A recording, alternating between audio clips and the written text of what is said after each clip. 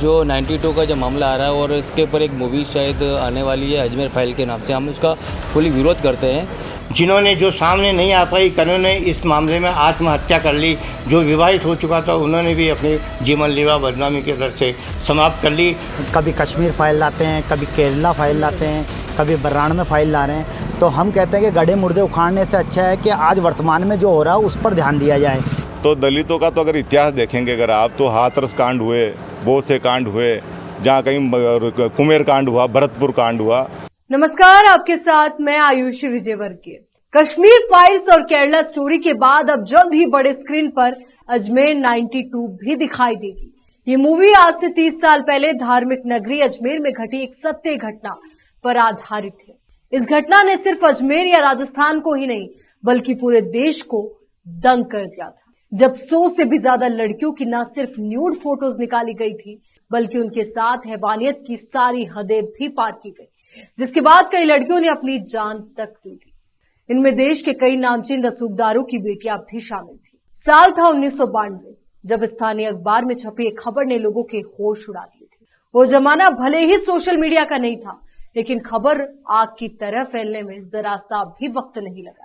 अजमेर के बड़े English medium school में शुमार नामचीन सोफिया स्कूल व अन्य कई स्कूल में देश के कई बड़े IAS IPS से लेकर नेताओं की बच्चियां पढ़ती थी। 18 से 19 साल की 100 से भी ज्यादा लड़कियों की न्यूड तस्वीरें निकाली गई, जो कि मैगजीन और अखबारों के पहले पन्ने तक भी पहुंच गई।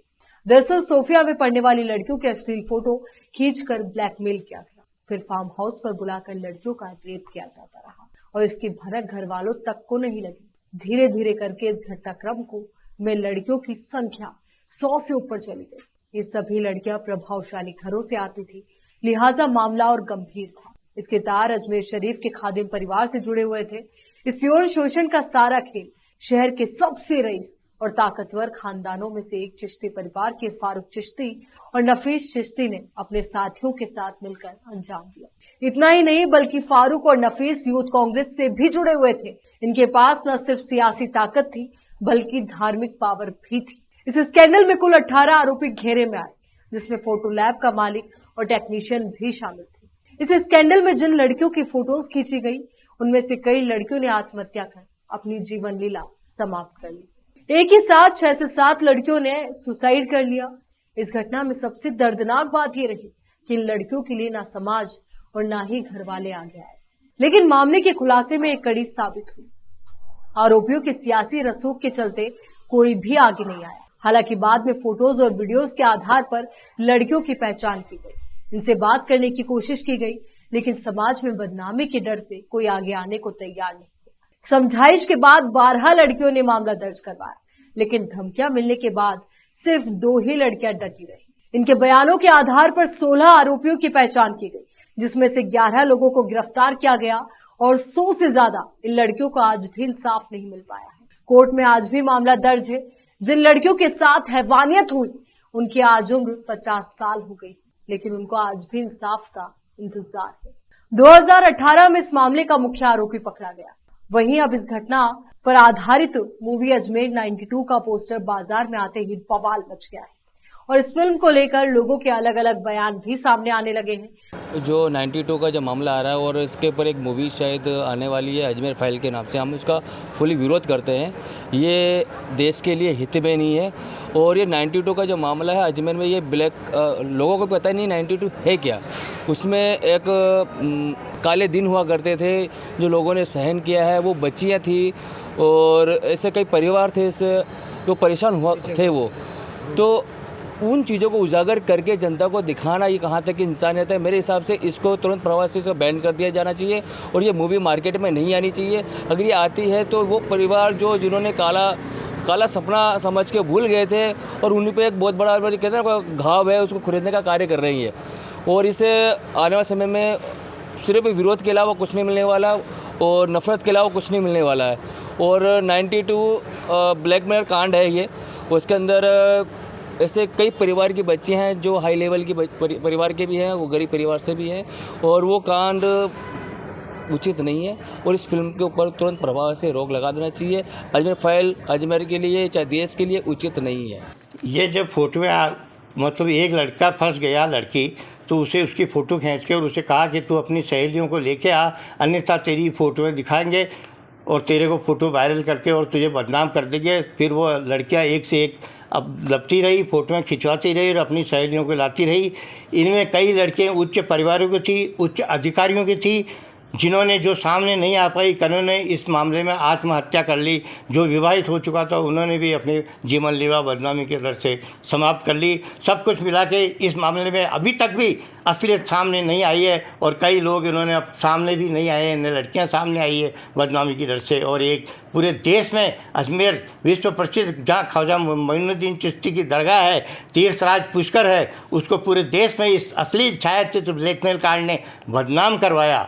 एक समाचार पत्र के संपादक मदन सिंह ने जब इसकी कड़ियाँ छापना शुरू कर दी तो कुछ कांग्रेसी नेताओं और इससे जुड़े लोगों ने उस व्यक्ति की गोली मारकर हत्या कर दी। जिस तरह से आज देश का माहौल है वो बड़े ही दर्दनाक माहौल बना रखा है।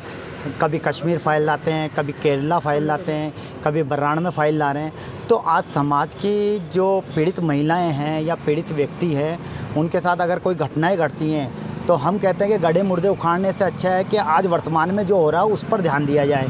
देश में एक सांप्रदायिक दंगा का माहौल हो सकता है, कहीं ना कहीं वो पीड़ित महिलाएं आत्महत्या कर सकती हैं, कहीं ना कहीं उनके परिवारों पर गाज गिर सकती है। ऐसी फिल्म बनने से अच्छा है कि आप देश की गरीबी पे फिल्म बनाओ, बेरोज़गारी पे फिल्म बनाओ, जिससे रोज़गार मिले, जिससे गरीबी मिटे, जिससे युवाओं को एक अच्छा काम करने का मौका मिले। आप समाज के हितों के लिए फिल्म बनाओ। जैसे एक फ़िल्म बनी थी माँ बाप को मत भूलना, तो ऐसी फिल्में बनाओ ताकि बच्चों में संस्कार आए। आप ये फिल्म दिखाकर देश में एक गंदा माहौल पैदा करना चाहते हो, जाति धर्म के नाम से लड़वाना चाहते हो या एक राजनीतिक पॉलिटिक्स कर रहे हो, तो मैं कहता हूँ बहुत ही निंदनीय है।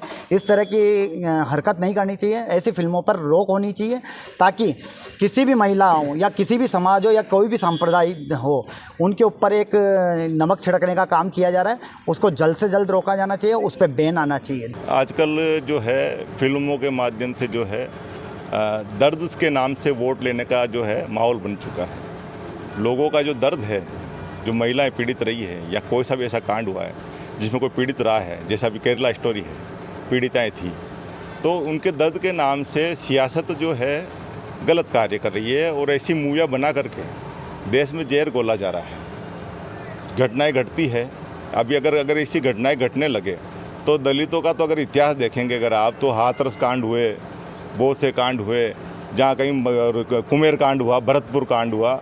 अगर मूवियाँ बनाने लग जाएंगे तो देश में भयंकर जातिवाद फैल जाएगा, भयंकर सांप्रदायिकवाद फैल जाएगा।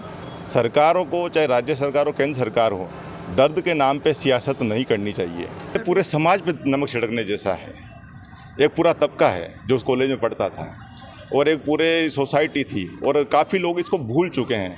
आज अगर कोई फिल्म है, उसको अगर दोबारा उसको जो नए सिरे से छेड़ना हुआ और एक नए विवाद को जन्म देता है। और ऐसे ही कहानीकारों को अगर फिल्मी स्टोरी अगर बनानी है तो देश में विकास के बहुत से काम हैं, बहुत सी समस्याएं हैं, गरीबी भुखमरी है, बहुत से हैं ऐसे विषय। और हास्य, परिवार हास्य देखना चाहता है, परिवार रिलैक्स होकर के अच्छी फिल्में देखना चाहता है। आप उनको खामखा दर्द क्यों परोसना चाहते हैं? पहले कश्मीर फाइल्स आई जो वन साइडेड स्टोरी थी, फिर आई द केरला स्टोरी जब कर्नाटक में इलेक्शंस हो रहे थे तो पब्लिक ने रिजेक्ट की। उसमें 32 फीमेल्स को विक्टिम बताया था, 32,000 फीमेल्स को पता चला, 3 थी केरला हाई कोर्ट में। इसी तरह से ये अजमेर फाइल्स में कुल 12 लड़कियां जिनको 250 लड़कियां कहा जा रहा है, और एक इंस्टीट्यूशन को ख्वाजा गरीब नवाज की दरगाह, ख्वाजा मोइनुद्दीन चिश्ती की दरगाह को ब्लेम किया जा रहा है, जबकि इस दरगाह में ऐसी कोई घटना घटित नहीं हुई। और उससे जुड़े हुए चिश्ती फ्रेटर्निटी को बदनाम किया जा रहा है, जबकि हमारे यहाँ 5,000 खुद्दाम हैं। अगर कुछ लोग पॉलिटिकल पार्टी में थे, 4-5 लोग, उसमें अन्य समाज के लोग भी थे, लेकिन सिर्फ चिश्ती फैमिली को टारगेट किया जा रहा है। चूँकि राजस्थान में इलेक्शन होने वाले हैं तो माहौल को पोलराइज करने के लिए किया जा रहा है। और जो लोग इसमें इन्वॉल्व थे वो हर समाज के थे, लेकिन सिर्फ हमारी फैमिली के लोग, चिश्ती फैमिली के लोगों को टारगेट करने की कोशिश की गई है। और दूसरे ये कि कुछ लोगों को इसमें सज़ा हो गई है और कुछ लोगों पे जो है केसेस चल रहा है। The matter is subjudiced. वही खादिम समुदाय के लोग इस मूवी से दरगाह का नाम जोड़ने से खफा नजर आ रहे हैं।